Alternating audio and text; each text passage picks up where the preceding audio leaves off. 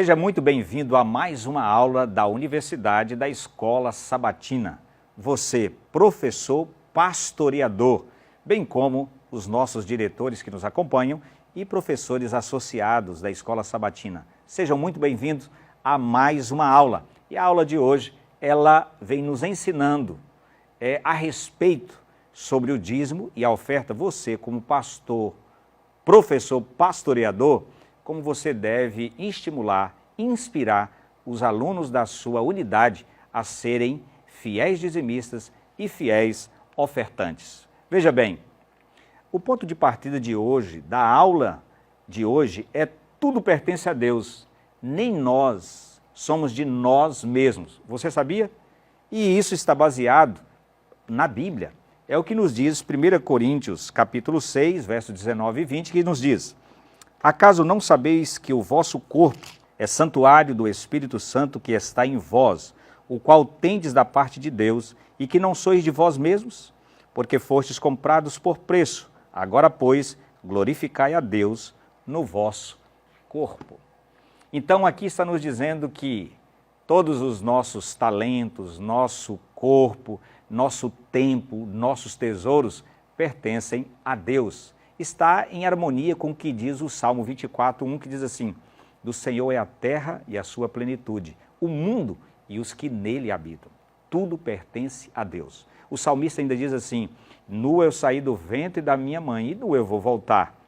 Então, nada nos pertence, tudo pertence a Deus. Nós somos apenas administradores, mordomos.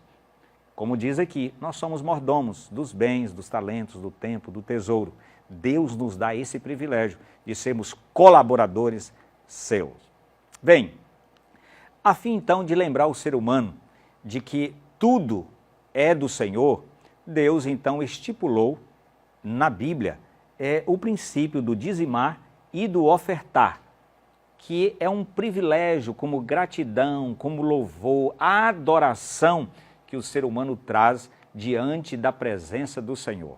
Sempre que você levar a sua oferta, o seu dízimo, você está fazendo como um ato de adoração.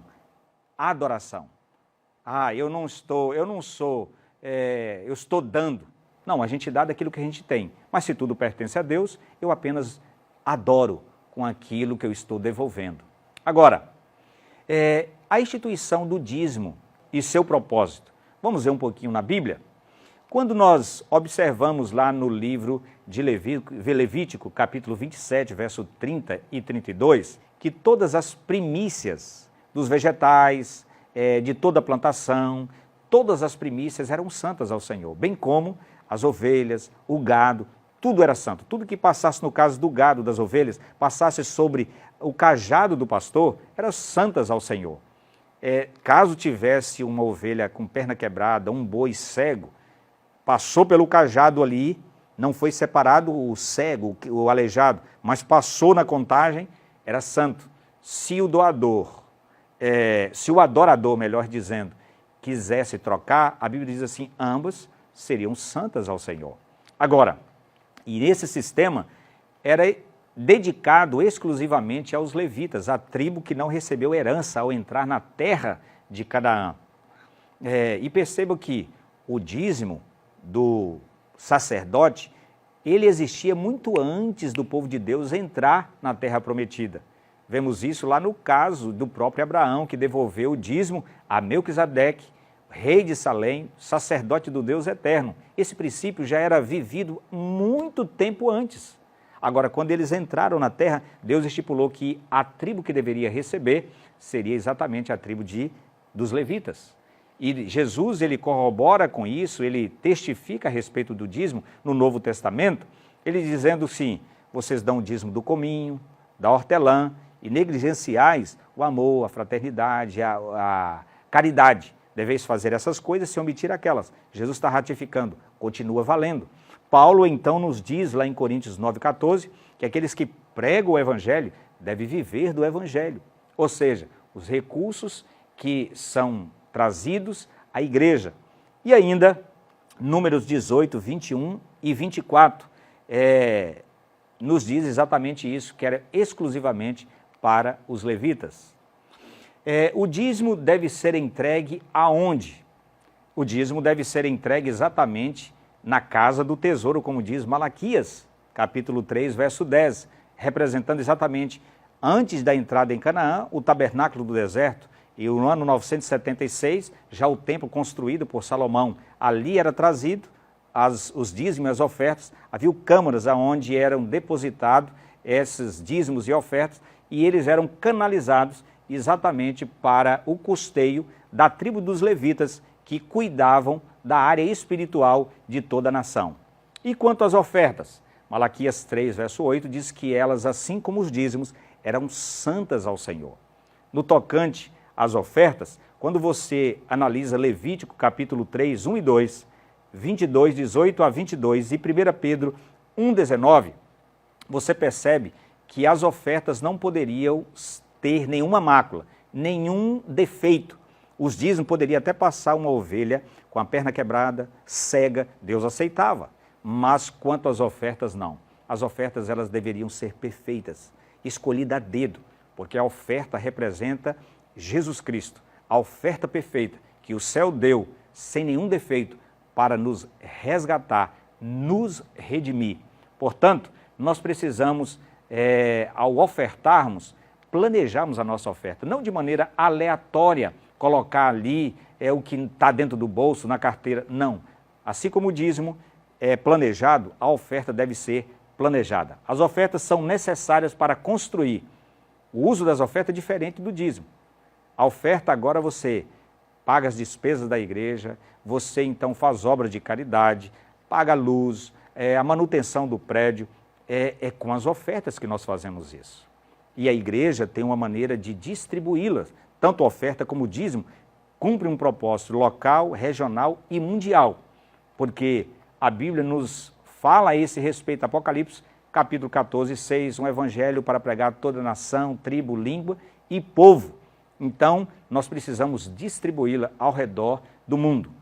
Agora, diferente do dízimo, cujo nome já está estipulado, 10%, ou seja, 1/10, as ofertas, a Bíblia não tem um parâmetro ali já colocando, estipulando exatamente o valor, um percentual, mas ela deve ser calculada pelo adorador.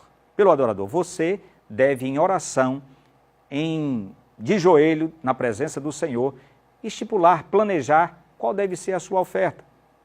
Qual deve ser a sua oferta? Qual o percentual? A Bíblia diz que deve ser com alegria, de maneira proporcional às bênçãos que Deus nos deu, e deve cumprir um propósito da pregação do Evangelho ao redor do mundo.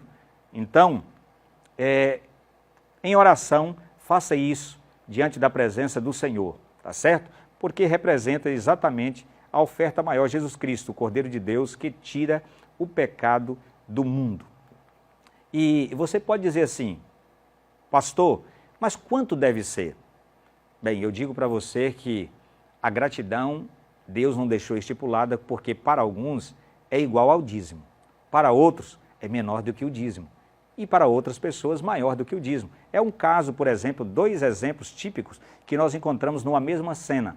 Simão, um líder espiritual que foi curado da lepra, ele, como gratidão, ele fez um banquete para agradecer Jesus, uma oferta de um banquete.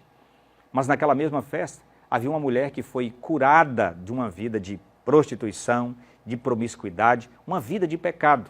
Deus a libertou. E sabe qual foi a gratidão dela? Trazer uma oferta que representava 1 ano de trabalho, de economia. Jesus aceitou ambas, mas Jesus, ele disse que aquela mulher amou mais. Ela foi mais perdoada, por isso ela amou mais. A gratidão dela era maior. Jesus aceitou o banquete? Aceitou. Mas Jesus, ele honrou aquela mulher. Gratidão. Portanto, você pode planejar assim, pode ser menor do que o dízimo, igual ao dízimo, ou maior do que o dízimo. E você, como professor, pastoreador, esse rebanho que Deus colocou em suas mãos, você deve ser o exemplo. Professora, pastoreadora, você deve ser o exemplo. Viver, porque o exemplo, ele arranca. E a palavra tem poder de mover. Nós podemos ensinar a teoria, mas o que é mais forte, o que vai falar de maneira mais profunda, é a experiência vivida, o seu exemplo para a sua unidade, o seu rebanho, tá bom? E eu espero que você realmente viva esse princípio e ensine também para a sua unidade. Esse é exemplo de fidelidade. Agora você diz assim, como eu posso fazer isso? Algumas dicas, ao você visitar os seus alunos, você pode levar um cartão de dízimo, ir ali na visita, ou mesmo dentro da unidade, tirar um momento, explicar para a unidade como funciona a questão do dizimar, ali no recibo e ofertar, ensinando na prática. Ou se alguns são mais dados à questão tecnológica, você pode ensiná-los como fazê-lo através do aplicativo 7Me, tá bom? Este é o momento que você pode aproveitar para poder ensinar os seus alunos. Assim, os dízimos e as ofertas servem para tirar o egoísmo do nosso coração e nos ajudam a colocar nossa confiança não no dinheiro, mas em Deus. A usar de maneira sábia. Jesus valorizou as pessoas e usou as coisas. Nunca o contrário. Nós também devemos fazer o mesmo. O grande problema não é o que nós possuímos, é o que nos possui, tá certo? E esse princípio, voltando aqui, é o que Jesus diz. Ele fala nesse texto aqui sobre a avareza. Ele diz assim, a vida de um homem não consiste nos bens que ele possui, porque os bens vêm e vão. Como diz Jó, nu eu saí, nu eu vou voltar. Agora mesmo nós estamos vivendo um momento de guerra entre a Ucrânia e a Rússia. Mas quase 3 milhões de pessoas deixaram tudo que elas construíram ao longo da vida, casa, bens, recursos, eles deixaram tudo, tudo. Então, a vida de um homem não consiste com os bens que ele possui. Que Deus abençoe você, de modo que você, ao devolver os seus dízimos e as suas ofertas, você possa colocar Deus e o homem nas suas devidas posições. O ato de ofertar e dizimar é para colocarmos Deus e o ser humano no seu devido lugar. Ele é o Criador, nós somos a criatura.